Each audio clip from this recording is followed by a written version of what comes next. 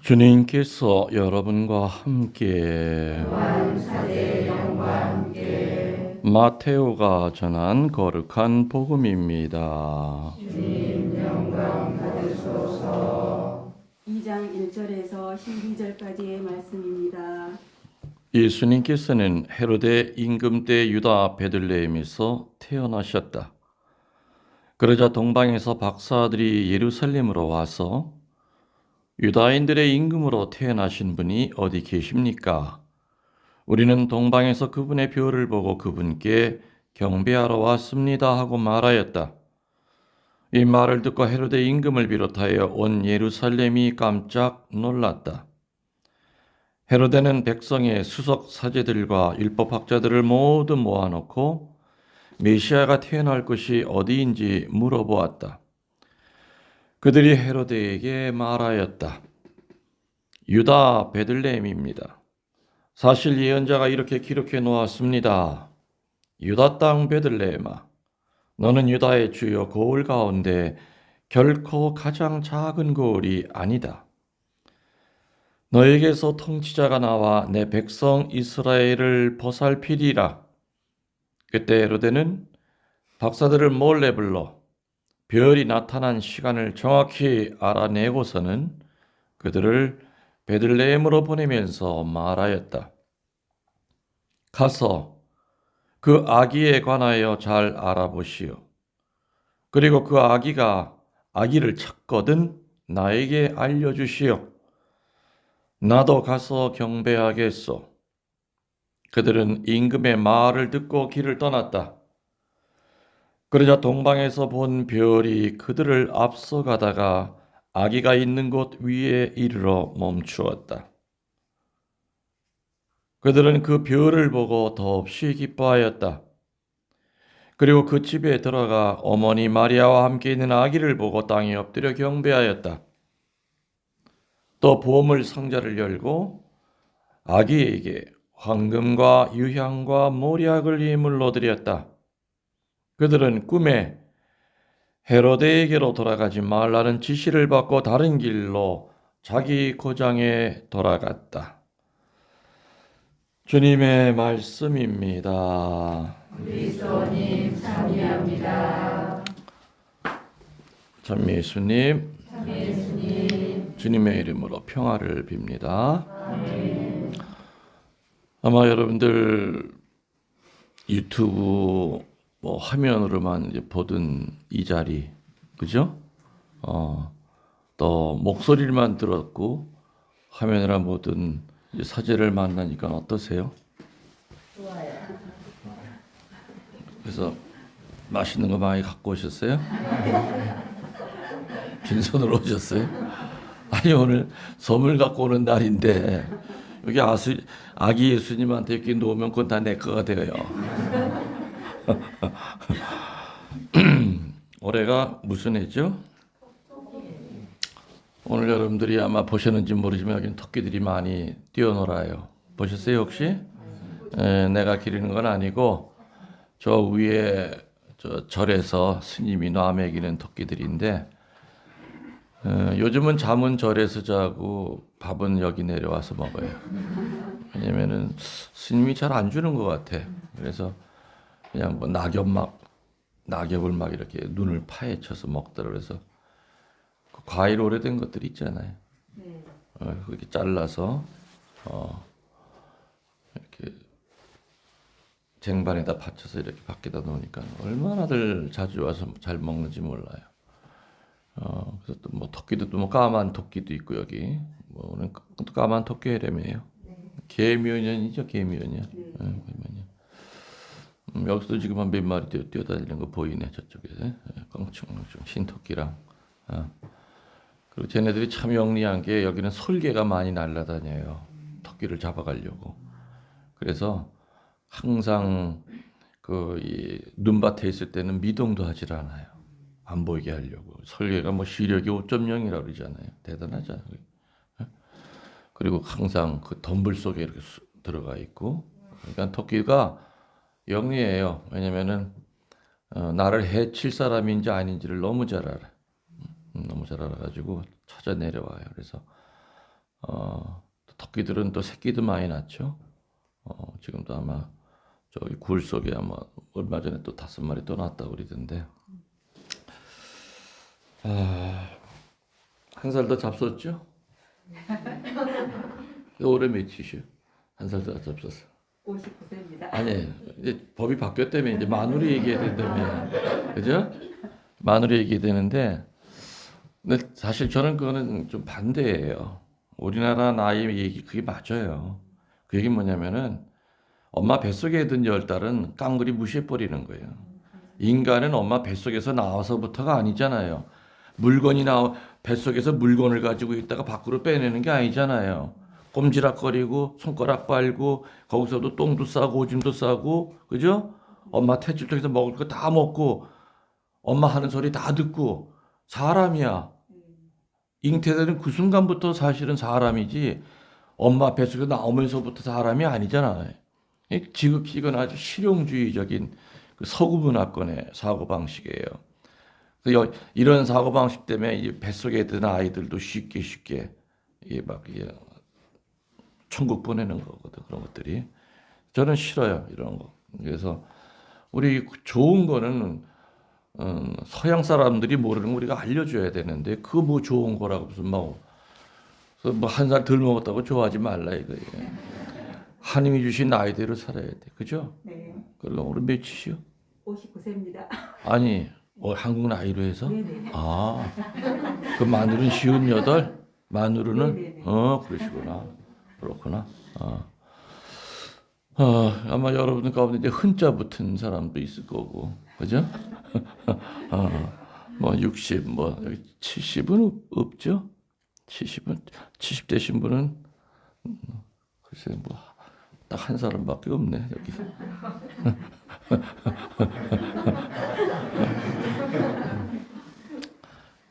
그래서 지난번에 어떤 신자가 신부님 그 흔자 얘기하지 마세요. 신부님 나이 물으시면 한 살 적게 얘기하시죠. 왜?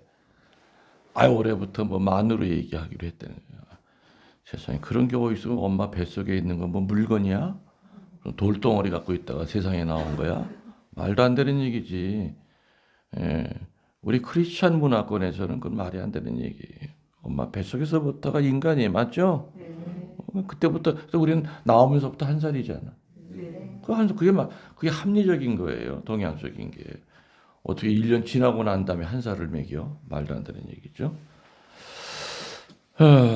아무튼 뭐 또 누가 물으면 괜히 또 뭐 한 살 덜 먹은 척하지 말고 그냥 정상적으로 얘기하세요. 아셨어요? 네. 그 소파에 앉아서 보시는 분들도 마찬가지고. 아무튼 오늘은 계면연 새 첫 주일이면서 주님의 공연 대축일입니다. 맞죠? 네. 공연이라는 것은 말 그대로 공적으로 드러나다라는 뜻이에요. 그럼 누구한테 드러냈습니까? 예수님이? 이교인들에게 처음 공적으로 드러낸 것을 기념하는 날이죠. 3명의 박사들이 큰 별의 인도로 예수님을 찾아서 경배드리고 예물을 드렸다는 내용이 오늘 복음에 나오죠. 네. 근데 여러분들 그 분도 출판사에서 나오는 넷째 왕의 전설이라고 하는 책이 옛날에 있었어요. 러시아에서 나오는 전설을 가지고 만든 그 책인데 아주 소책자예요. 신학생 때 옛날에 읽어본 기억이 있는데 지금도 이렇게 좀 굉장히 이렇게 이날만 되면은 그 떠올라요. 원래는 왕이 4왕이었대요. 그 왕의 이름은 알타반이라고 하는 왕이었는데 이 알타반 왕은 다른 3왕들은 선물이 하나였지만 이 알타반 왕은 사파이어, 루비, 다이아몬드까지 갖고 있었대요. 이 왕은 주로 러시아 쪽에서 출발을 한 것 같아요. 근데 오다가 앓고 있는 아이가 있어서 그거 다이아몬드 팔아서 걔를 살리고 또 오다가 과부가 된 사람이 길거리에 통곡하는 걸 보고 또 사파이어를 팔고 그러다 다 팔았어 3개를. 그럼 마지막 4번째는 뭐가 있냐 가다 보니까 누가 노예선에 끌려가. 너무 마음이 아파 차라리 젊은 사람을 내버려 나를 노예로 쓰시오. 30년 동안 노질만 하면서 그렇게 생고생을 했어. 야, 내가 별을 보고 그분을 찾아 나서는데 이게 내 신세가 왜 이렇게 됐나? 내가 이게 헛짓한 거 아닌가? 차라리 도와주질 말걸. 그 선물 가지고 그냥 찾아갈 걸 별을 따라서. 30년 만에 이제 풀려나요, 노예선에서. 오히려 풀려 예루살렘 쪽으로 배가 들어와서 풀려나. 그 사람이 몰려다니는데 쫓아오는 세상에 웬 죄수 셋이 십자가에 이렇게 매달려 있는 거예요. 어? 근데 그 가운데 매달려 있는 그분을 보니까 예사뿐이 아니야. 예사는 30년 만에 만난 거예요. 아기 예수님을. 그래서 이 넷째 왕도 알타반도 이제 나이가 들어가지고 거의 이제 죽기 직전이에요. 근데 뭔가 어떤 강한 인연에 끌려서 그 십자가 밑에 이렇게 갔더니 성모님이 계시고 사도 요한이 계시고 그래서 십자가 앞에 다가서 로마 병정이 밀치는 거를 뿌리치고 다가섰더니 그 십자가 밑에서 알타반의 손에 피 3방울이 떨어지더래. 향기가 나오더래. 그래서 쳐다보는 알타반을 향하여 예수님이 그 고통스러우면서도 그리시더래요. 나는 너를 옛날에 만났어. 네가 살려준 아이가 바로 나야. 다이아몬드 팔아서. 네가 구해준 과부가 바로 나였단다. 그리고 너는 나 대신에 30년 동안은 노예선을 타고서는 나 대신에 고생했잖아. 너는 이미 오래전에 나를 만났어.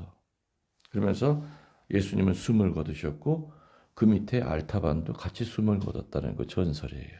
러시아 전설이에요. 그래서 넷째 왕의 전설이라고 하는 아주 아름다운 전설이 있어요. 시간 되시면 이제 분도 출판사에다 요즘은 이제 인터넷으로 전부 다 체크할 수 있죠. 아마 나왔을 거예요. 또 계속해서 이제 재판이 됐을 겁니다. 좀 자세하게 들어보시면 굉장히 감동. 신학생 때 같은 그걸 내가 몇 번인가 읽었던 기억이 있어요. 그래서 그때도 마태복음에 나온 그걸 내가 이해한 거죠. 내가 헐벗었을 때, 굶주렸을 때, 나그네 되었을 때, 감옥에 갇혔을 때, 목이 말렸을 때 바로 그 사람이 나다 그러는 걸 전 이해를 못했거든. 근데 넷째 왕의 전설을 들으면서 그렇구나. 내 주변에 내가 도와주는 사람이 그분이 바로 예수님이구나. 성당에서 성체만이 예수님이 아니라 바로 그분들이 예수님이구나. 오늘 동방 박사들이라고도 하고 또 사망이라고 그러기도 하죠. 그래서 옛날에는 전래표에 뭐라고 나와 있으냐면 사망, 내조, 첨내라고 그랬어요. 세 왕이 내조, 첨내, 축이라고 불렀죠.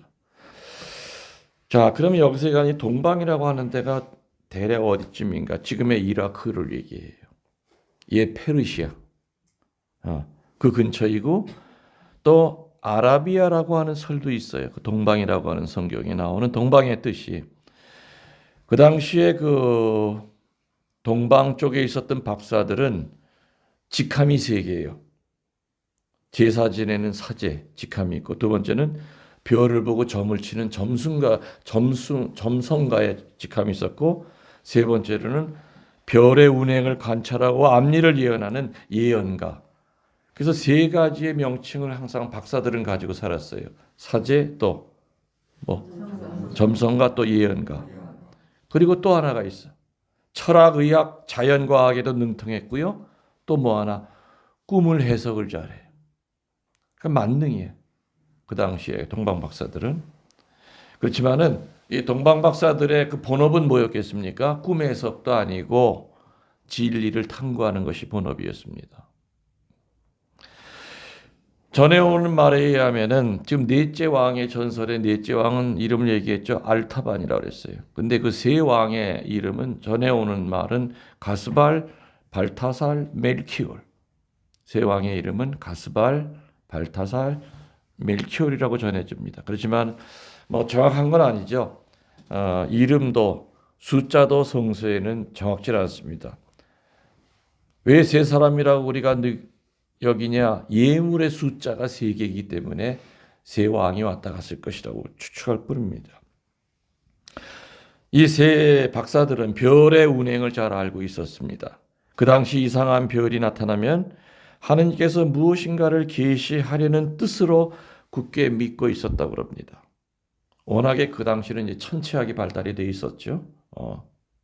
그래서 이 별의 인도로 베들레헴까지 왔을 거라고 우리는 추정을 합니다.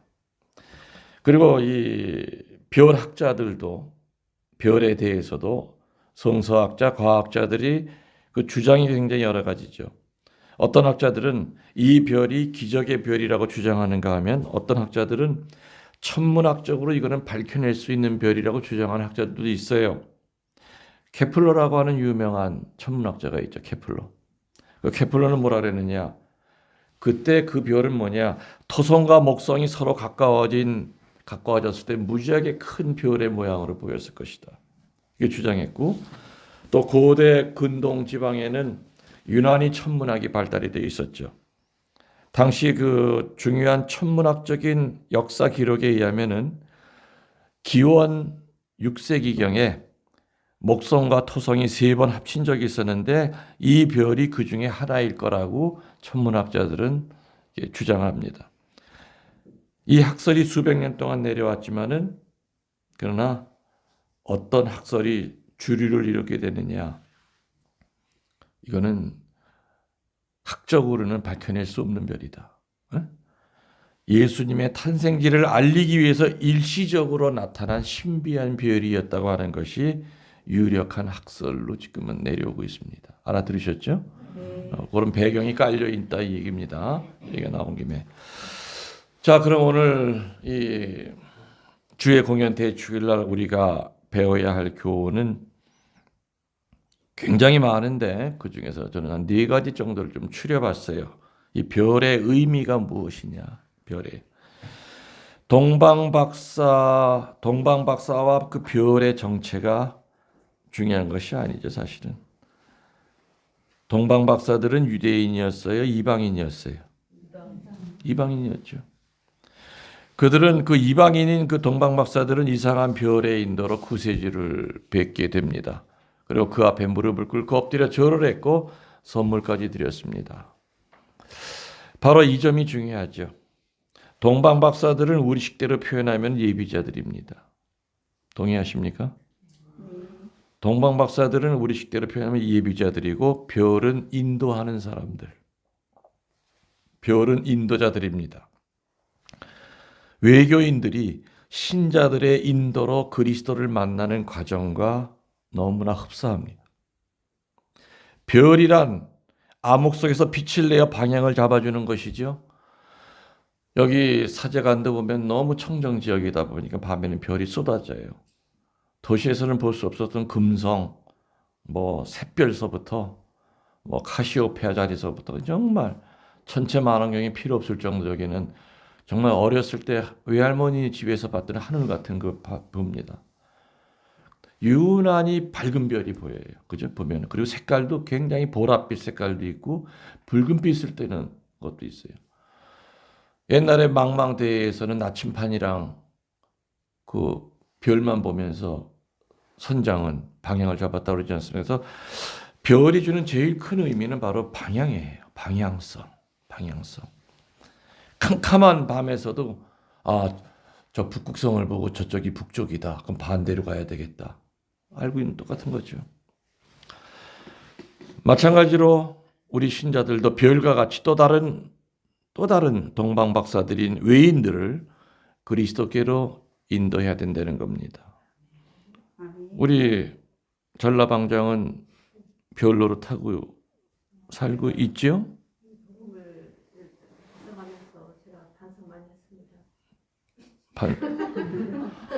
아니 아직 혼내키지도 않았는데 왜 스스로 이렇게 반성을 하? 내가 할 말이 없네. 저런 방법도 있네. 이렇게 혼나기 전에 미리 딱 그냥 꼬리 내리고 미리 반성을 많이 했으면 말 끝나지도 않았는데. 그렇구나. 반성 많이 하셨어요? 사실 우리 주변에는 눈만 돌리면은 별의 인도를 기다리는 현대판 동방박사들이 얼마나 많습니까? 맞죠? 많아요. 저 사람 인도해야 되는데 생각만 갔지. 그 생각 먹은 지가 20년이 넘었어. 근데 한 번도 가자는 말 해본 적도 없어. 그럼 100년 동안 마음 먹어봐야 아무 의미가 없어요. 세상만사 표현을 해야 돼. 하느님이 만든 창조물 가운데서 유난히 표현하는 데 인색한 것이 인간인 것 같아. 사과도 익으면 표현하죠. 빨갛게 감사합니다. 배도 익으면은 노랗게 표현해요. 복숭아도 또 이쁘게 표현해요. 벼도 익으면 이렇게 숙이면서 표현해요. 자기 이렇게 만들어주니 감사하는데 인간은 아니야. 다 지가 잘나서 산 것처럼 착각하고 말만 추수감사지 뭐 얼마나 감사해. 옛날엔 그래도 풍요로웠어요. 추수감사 미사 때 보면 앞에다 그냥 뭐 쌀이고 뭐고 그냥 뭐 요즘 대신 돈으로 한다 그러잖아. 돈도 처음에 10만 원 집어넣었다가 너무 많지? 빼자고. 요것도 10,000원짜리 한 장이면 너무 얇아. 응? 아, 저 50,000원짜리 한 장이면 너무 얇아. 10,000원짜리 5장으로 집어넣을까? 다 오염이 된 감사죠. 그런 것들은. 누구를 인도해야 되겠다 그런다면 표현해야 돼요. 표현해야 돼요. 이 사람들을 인도하기 위해서 태양처럼 어마어마하게 밝아야만 되는 거 아닙니다. 맞죠? 별처럼 방향만 끊임없이 올바르게 잡아주면 된다는 얘기죠. 나머지는 빛 자체이신 그리스도께서 밝혀주실 거예요. 아멘. 어차피 별이라고 하는 것은 스스로는 발광을 못해요. 태양처럼 맞죠? 큰 태양의 빛을 받아서 별을 내는 거예요. 별 자체가 빛을 내는 제일 원인은 아니에요. 우리는 거울 같은 역할만 하면 돼. 그래서 우리들은 가정에서부터 별의 역할을 분명히 해야 됩니다. 남편은 아내의 별이 돼야 되고요. 부모는 자녀의 별이 돼야 하고 자기의 일터에서도 우리는 별의 역할을 해야 됩니다. 그러면서 내가 사는 모습을 보고 참 너 하느님 믿더니 참 아름다워졌다. 네가 이렇게 아름답게 변화되는 걸 보니 네가 믿는 하느님이야말로 얼마나 아름다움 자체인지 내 조금은 짐작이 간다. 나도 너처럼 그렇게 좀 변화될 수 있게끔 나 좀 이렇게 인도해 줄 수 있니? 이런 별이 돼야 된다는 얘기죠. 그래서 오늘 복음의 첫 번째 주는 메시지는 별의 역할이죠. 우리는 자꾸 2000년 전을 생각하실 필요 없어요. 현대판 별은 바로 우리 자신이에요. 그죠? 자신이. 또 사제들이에요. 예수님의 그 빛을 내는 사제가 되어야 되죠. 그 사제를 보고 사제의 말씀을 들어 찾아오는 거죠.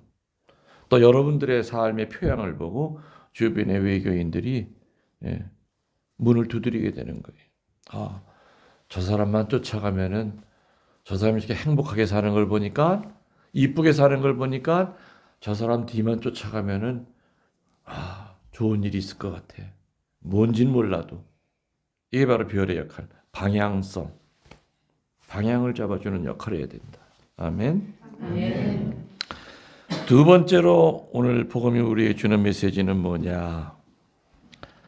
성경에 보면은요, 동방 박사들을 인도하던 별이 예루살렘 상공에서 잠시 없어진 것으로 나와요. 기억나십니까? 살짝 없어졌어요. 그래서 그때 동방 박사들이 우왕좌왕해요. 그러면서 그리스도께서 태어나신 곳이 어디냐고 물었다고 나옵니다. 우리 식대로 표현하면 뭐냐? 예비자를 입교는 시켜놓고 잠시라도 별 노릇을 게을리한다면 형식상으로 대부 대모만 기록으로 남겨놓고 대자 대녀 관리를 영적 관리를 게을리한다면 별이 사라진 것처럼 대부님만 바라보고 살았는데 대부님이 냉담하신데 성당 안 나가시니까 벌써 1년이 되셨대. 나 인도했던 그 사람이 여호와로 갔대. 이건 돌아버리는 거예요. 그죠? 내가 누구 때문에 성당을 왔는데 동방 박사들도 별이 없어진 순간이 있었어요. 이거 어떡하지? 어디로 가야 되지? 우왕좌왕하는 거야. 집에서도 아버지 엄마가 예수님 성모님의 모습을 굳건히 보여주면서 자식들을 영적으로 리드하다가 아버지가 방황하고 엄마가 헤매고 앉았고 집안이 콩가루 집안이 되면은 아버지 엄마 보고 쫓아가던 그 자식들은 어떻게 사냐 이거예요. 사제가 아무리 힘들고 십자가가 크더라도 담대하고 굳은 모습을 보여줄 때 신자들은 그래. 우리 갖고 있는 십자가는 신부님 십자가는 비유도 안 돼. 사제를 쫓아가는 거예요. 그래서 별의 역할을 게을리하다 보면은 헤매는 거예요. 요때 별의 역할을 게을리할 때 마귀가 장난하죠. 헤로데에게. 마귀가 장난해요. 아기 예수를 죽일 계획을 세웁니다. 동방박사들이 우왕좌왕할 때. 맞죠? 오늘 법에 나오죠? 이렇듯 잠시라도 별 노릇을 제대로 하지 않고 한눈을 팔면 겨우 심어진 구세주에 대한 믿음이 죽어버릴 수도 있다는 겁니다. 그래서 예비자의 믿음은 계란과 같고 악의 세력은 바위와 같기 때문에 바위가 계란을 치면 깨어지기 마련입니다. 올 한 해도 교우 여러분들 예비자를 인도하실 겁니다. 그리고 아마 주변을 찾아보실 겁니다. 그래, 내 비록 밝은 별은 아니라 하더라도 올해는 내가 그 양반 시도를 하자. 올해 인도하실 분들, 또 가르치셔야 되는 분들, 주위의 모든 분들이 별의 역할을 충실히 해주시기를 소망합니다. 아멘. 사제들도 마찬가지죠. 수녀들도 마찬가지죠. 주교들도 마찬가지죠. 그죠? 그래서 내가 그런 얘기 하지 않습니까? 생선 한 마리 썩을 때와 사람 송장 썩을 때와 어느 쪽이 더 냄새가 역하냐고 묻죠? 답은 뭐예요? 송장이에요. 동태 한 마리 썩을 때는 비유가 안 돼. 사람 썩을 때는 정말 온 산천지가 송장 썩는 냄새 때문에 코를 막아야 돼요. 해석하면 무슨 뜻입니까? 사제가 잘못 살았을 때 풍기는 냄새는 평신도들이 잘못 살았을 때 풍기는 냄새보다 더 역해. 수녀가 잘못 살았을 때 풍기는 냄새는 레지오 단원들이 잘못 살았을 때 풍기는 냄새보다 더 역해요. 신자들인 여러분들이 잘못 살았을 때 풍기는 냄새는 이방인들이 잘못 살았을 때 풍기는 냄새보다 더 썩은 냄새가 나. 그래서 귀하고 비싼 존재일수록 썩을 때 보면, 추락할 때 보면 정말 처참해요. 사제 하나가 성화가 되면 그 주변이 다 밝아지지만 사제 하나가 우울증에 빠지고 사제 역할을 제대로 못하고 직업처럼 생각하고 살다 보면은 무슨 그 성당이 성화가 되겠습니까? 몇백억짜리 성당처럼 무슨 소용이 있겠냐 이거죠. 그래서 올 한 해 자기가 맡은 위치에서 성직자, 수도자, 평신도들 자기가 맡은 위치에서 별의 노릇을 게을리하지 않도록 내가 한눈 팔고 우왕좌왕하다 보면 내 주변, 내 가족들이 많은 상처를 받는다는 것을 명심하면서 아무리 힘들고 어려워도 내가 그리스도의 사제직을 완성해야 된다. 예언직을 완성해야 된다. 왕직에 완성해야 된다. 그 각오를 갖고 살도록 합시다. 아멘. 세 번째로 우리들이 묵상해야 될 것은요. 동방박사들의 예물입니다. 세 가지라고 그랬어요.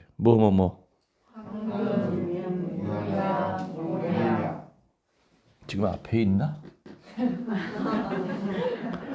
황금 여기 놓여 있어요. 유양 여기 아기 예수님 있잖아요. 저 털씨까지 다 떼어들 짜드린 건데. 황금과 유향과 모리향. 황금은 뭐예요? 왕에게 드리는 예물이에요. 예수님을 왕으로 받들겠다 그 뜻이에요. 황금을 드린다는 거. 황금은 왕한테만 줬어요 옛날에. 그 다음에 유향은 뭡니까? 제사 때 쓰이는 향이에요. 향을 피면 향이 밑으로 내려가요? 위로 올라가요? 당신은 하늘에 계신 참다운 하느님이십니다. 그 뜻이에요. 모략이 뭐예요? 시체에 바르는 방부제예요. 당신은 영원한 죽지 않는 참 사람이고 순환하시어 돌아가시고 부활하실 것을 믿겠습니다. 그 뜻이에요. 우리처럼 시간과 공간의 제약을 갖고 살아가시는 그런 분이 아니라는 고백이에요. 우리도 마음으로부터 예수님을 참 하느님으로 모셔야 됩니다. 마음으로부터 우리를 위해 참 인간이 되신 분으로 알아모셔야 되겠죠. 그래서 우리는 황금과 유황과 모략은 아니라 하더라도 우리의 정성, 우리의 기도, 우리의 희생, 우리의 겸손, 그리고 우리의 봉헌, 얼마나 정성된 건가. 사실은요, 이라크에서 옛날 페르시아에서 예루살렘까지 길이 거의 한 1000km가 넘어요. 그 1000km를 차로 온 게 아니에요, 동방박사들은. 오다가 수도 없이 산적도 많이 당하고, 그러면서도 뭐는 안 놓쳤어요? 예수님이 드릴 선물, 목숨과도 각각은 그것만큼은 안 놓치고 온 거예요. 안 놓쳤죠. 그래서 아까 넷째 왕은 다이아몬드, 루비, 사파이어를 다 줬잖아요. 그래서 노예선에서 그걸 하면서 내가 그걸 괜히 줬네 그거 예수님한테 드려야 되는 건데 후회하고 살았다는 거예요. 근데 그 상처를 예수님이 십자가에서 내려놓으면 아니야, 나는 이미 다 받았어. 옛날에 치유가 됐다는 거란 말이에요. 예. 새해 첫 주일 맞이해서 금년 한 해도 우리를 구원하시려고 강생하신 예수님께 열심한 마음으로 별처럼 우리 앞길을 비추어 주십사 기도합시다. 아멘. 마지막 네 번째 메시지는 이겁니다. 오늘 복음만 마지막에 나오죠. 꿈의 천사의 말을 들은 동방박사들은 헤로데에게로 가지 않고 다른 길로 갔습니다라고 끝을 냅니다. 맞죠? 다시 말하면 그리스도를 만난 자는 악의 길을 멀리하고 주님의 길로 가야 됩니다. 악이 예수님을 만나고 나서도 그 헤로데가 오라고 하는 그 악의 길로 가면 절대 안 되죠. 반드시 주님의 길로 가야 된다. 올 한 해도 악의 길로 이끄는 수많은 유혹이 있을 겁니다. 많은 어둠의 길로 우리를 자꾸 잡아 당기려고 하는 그런 것들이 많을 거예요. 사람을 통해서, 물질을 통해서, 아픈 내 몸뚱아리를 통해서, 과거의 상처를 통해서 나를 자꾸 어둠의 그 굴 속으로 끌어들이려고 하는 그 어둠이 올 때마다 그래, 내가 누군데, 내가 주님을 모시는 거룩한 사람인데 절대 못 가. 아이고, 저 토끼 뛰는 거 봐라, 저 뛰어. 저 나무에 뛰제 보이죠? 뛰어 올라가는 거야. 이리 뛰고 저리 뛰고. 여기 천국 같지 않아요? 천국 같아요. 고라니도 내려와서 인사하고 가고, 노루도 왔다 가고, 여기 또 이쁜 아줌마들도 많이 왔다 가시고. 이거 천국이지 뭐. 자, 이제 오늘 강론 결론을 맺읍시다. 올 한 해 동안 우리를 주님께로 인도하는 별이 나타나기도 할, 여러분들을 인도하는 별이 나타날 거예요. 그래서 그 별에 예민하셔야 돼요. 유튜브 열심히 들으라. 빠뜨리지 말고 또 뭐 지난번에 들었는 건데 그것만큼 교만한 게 없어요. 나는 내 강론 정말 진지하게 들어요. 평일 강론 올리고 나서 또 5번 이상 들어요. 밤에 잠이 들 때까지도 틀어놔요. 혼자 이렇게 조용히 난 그거 가지고 피정을 해요. 내가 올린 강론 가지고. 내가 올린 강론 들으면서 내가 울 때가 있어. 내가 치유되는 거예요. 그럼 김웅열 신부가 김웅열 신부한테 하는 것이 아니죠. 그래서 올 한 해 동안 여러분들을 인도하는 그 별의 목소리에 예민하셔야 됩니다. 그리고 겸손하게 들으시기 바랍니다. 그래서 여러분들이 또 하나의 별이 되셔서 여러분 주변에 암흑 속에 살고 있는 사람들을 여러분들이 또 예수님께로 인도해 주셔야 돼요.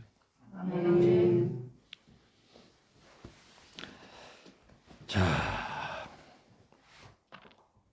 마지막으로 좀 전에 얘기했지만 우리들에게 있어서 우리를 인도해 주는 별은 무엇일까? 구체적으로 얘기했습니다. 첫 번째, 기도 중에 말씀하시는 성령의 소리입니다. 두 번째, 성서 말씀 중에 지혜를 주시어서 인생 방향을 잡아주시는 말씀입니다. 세 번째, 나보다 아름다운 모습으로 살아가는 사람들의 좋은 표양이 바로 별의 모양일 겁니다. 네 번째, 때로는 고통스러운 체험과 십자가도 나를 예수님께로 이끄는 별이 될 겁니다.